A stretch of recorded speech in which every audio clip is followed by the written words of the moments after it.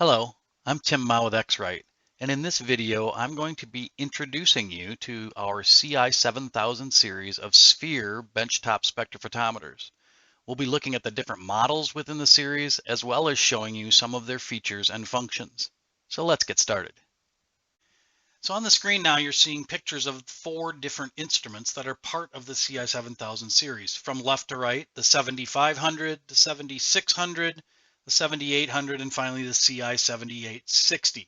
As we move from left to right, we have a change and an increase in capabilities. The far left, the CI7500, that instrument is reflectance only.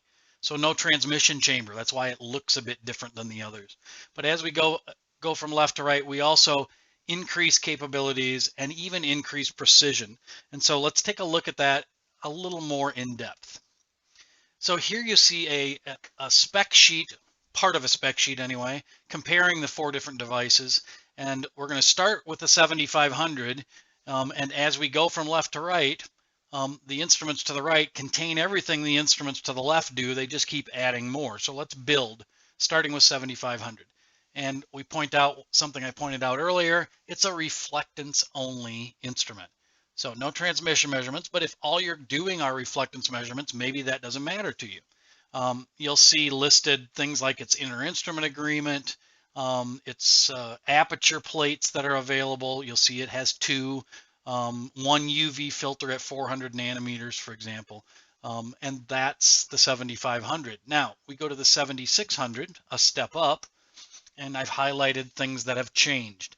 So for example, we add another standard reflectance aperture plate, 6 millimeter. And optionally, you can add the 3.5 and the 17, but standard, it comes with that one extra one. We also add the standard transmission apertures because the 7600 has the ability to do both reflectance and transmission. And we've also highlighted the UV filters because in the 7600, we add a 420 and 460 nanometer filter to the 400 nanometer filter that exists in the 7500. Those might be important to you if you're measuring things that are optically brightened or you need to control UV content of the light source.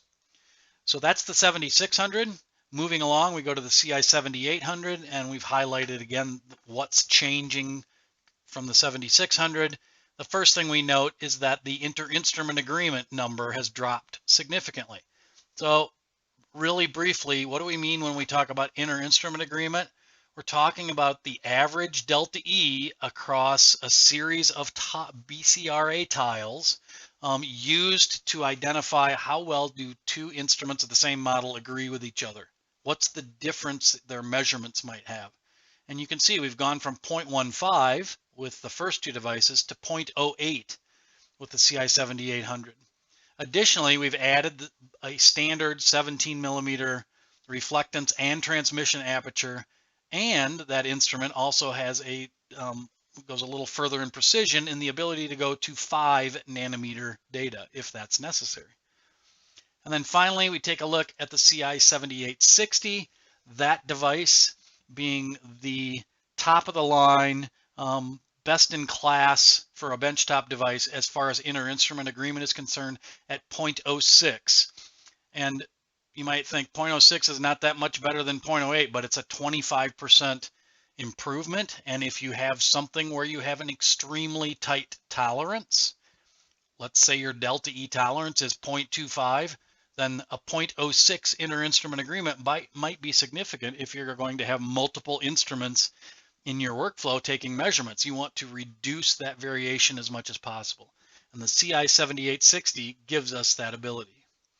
So that's an overview of the products. This information and more detail as well is available on our website. We'll give you some more information about the website at the end, but that's enough looking at PowerPoint slides. Let's move on to some video and actually look at our devices. So now let's take a look at my CI7800 instrument. You can see a front view of it here sitting on my desk. And let me walk you through some of the things about this device. So to start with, we're going to take measurement right here. And if I pull the sample arm back, you'll see that I've got a 25 millimeter aperture plate put in place.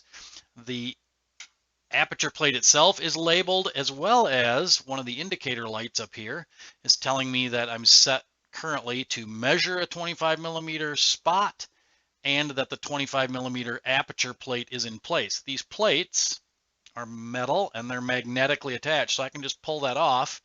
You may have noticed that this light went out, meaning it doesn't detect an aperture plate on there. As soon as I put this back in place, we'll see it redetect that, and the instrument automatically knows which plate is in place. I'll show you later where the other plates are stored that you can swap in and out, and it'll automatically detect those as well. The sample arm, let's talk about that for a moment. If I hold it up just a little bit here, you can see it's got a white ceramic backing on it. That's so when you're taking a measurement, if the sample that you're putting in place here that the arm is going to come up and press against, that sample happens to be transparent, not completely opaque, any light that passes through will hit this white and bounce back into the instrument. Now, optionally, you can also purchase a black backer that you may want to use here, and depending on your samples and what it is you're measuring, you may want to choose that. One last thing about the sample arm, it's got a dampener on it, so if I flip it up, you'll see it kind of catches and slows itself down so it doesn't smash into the aperture plate. If that were to happen, we would break the ceramic tile that's on the backer. It would also damage the sphere. So we've got a dampened sample arm. Lastly, I'll show you that if I want to, I can even pull down the whole door. This allows me, if I've got a sample loaded in here, to actually see what's going to be measured. You can see I can actually put my finger right through there, right, through the opening. I can see what's going to be measured before I take the measurement physically. Again, I'll show you in a different view in a little bit, an even better way that we have to do that, to see what we're going to measure. So let's talk a bit more just about the the indicator lights. So we talked about the aperture plates being indicated here. We've also got lights that tell us that the instrument is currently set for specular included and specular excluded, so it's going to do both of those measurements. Most of these lights about configuration like that and some of the others I'll talk about are being controlled by the software I'm using to take the measurement, and we will also talk about that in just a little bit. So were I set up to do transmission, one of these three lights would be illuminated. I have one that indicates I was doing total transmission or diffuse transmission, or if I'm set up to do a haze measurement, which is a combination of those two, right? If I've configured to do any of those kinds of measurements, the indicator lights will tell me that. Over on the far right side, we've got a power button, obviously, tells me the power is on. A green light that tells me that I'm calibrated. Those lights will change color as I fall out of calibration. The time expires, that changes color. I've got a NetProfiler light. It's telling me I currently have my device profiled, so the light is green.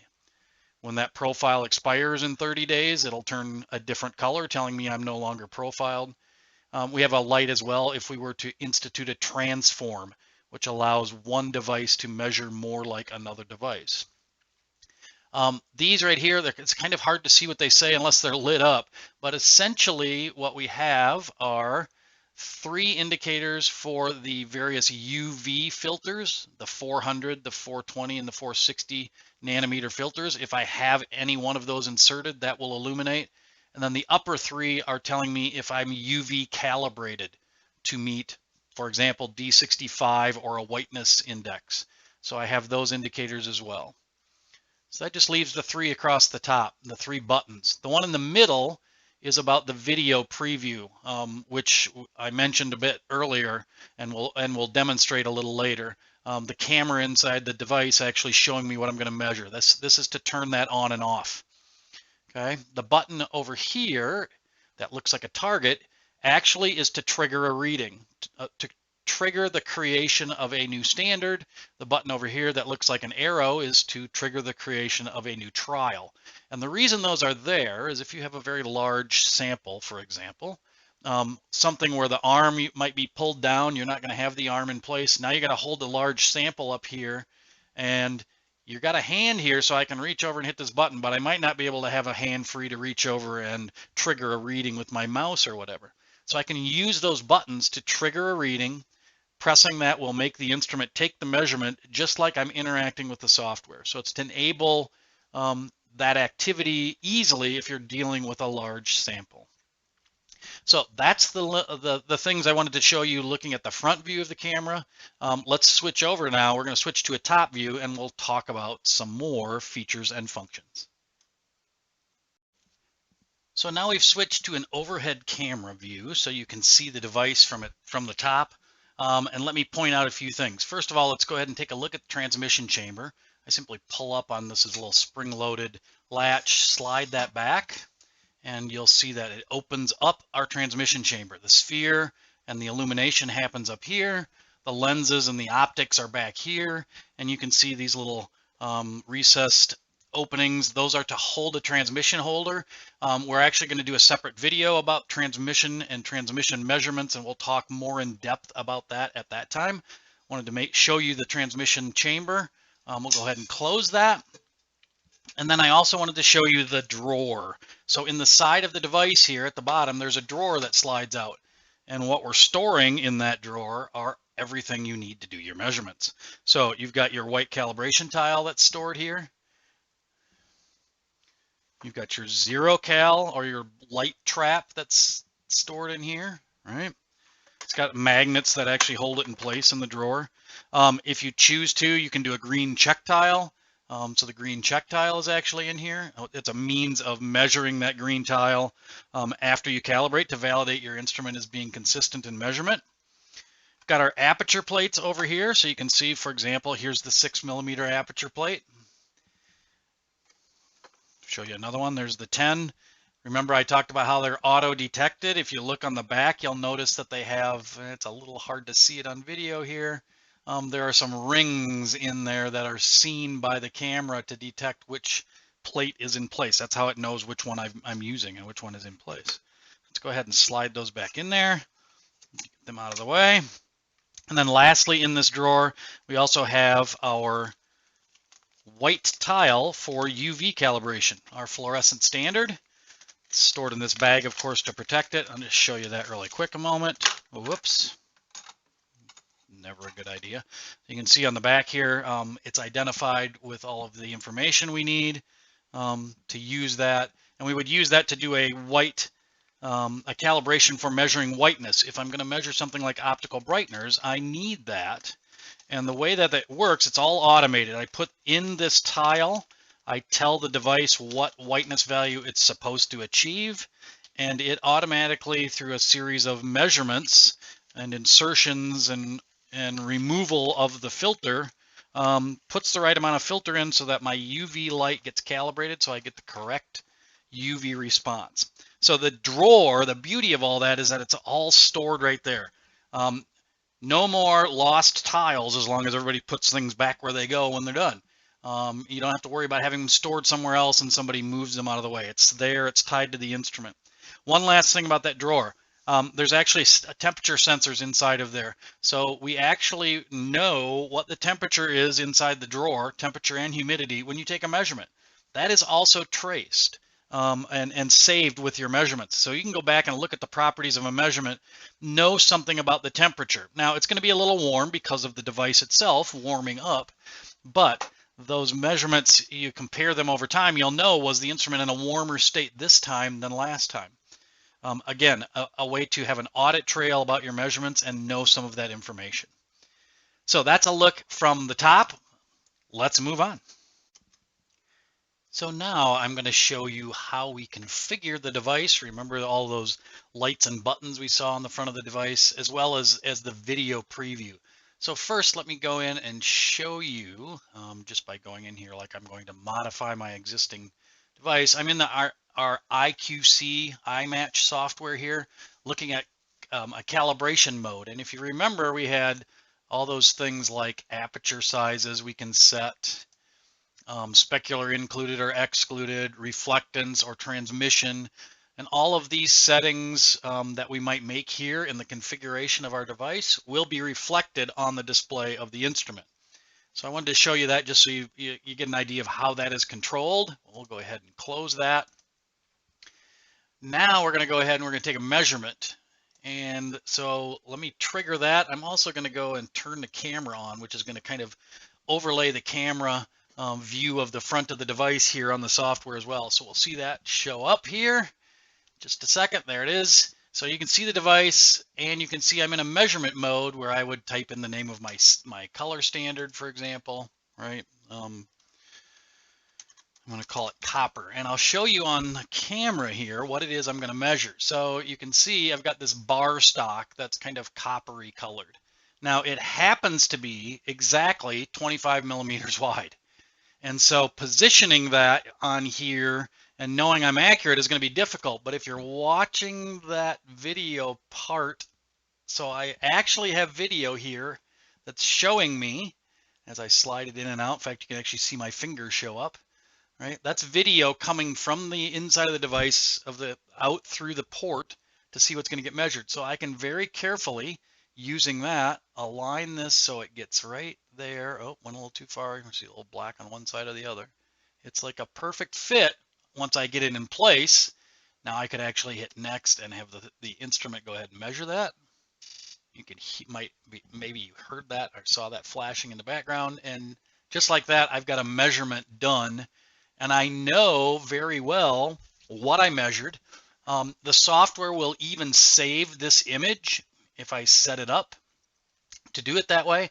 It will save the image with a measurement. So if I ever need to go back and look at a measurement and I'm wondering why I got the results I got, maybe it's related to what was measured. Not only something that maybe just fits, like in this case, but it's also a great way to know, did someone take a measurement of a sample with a flaw in it? And I can see that very nicely in this image.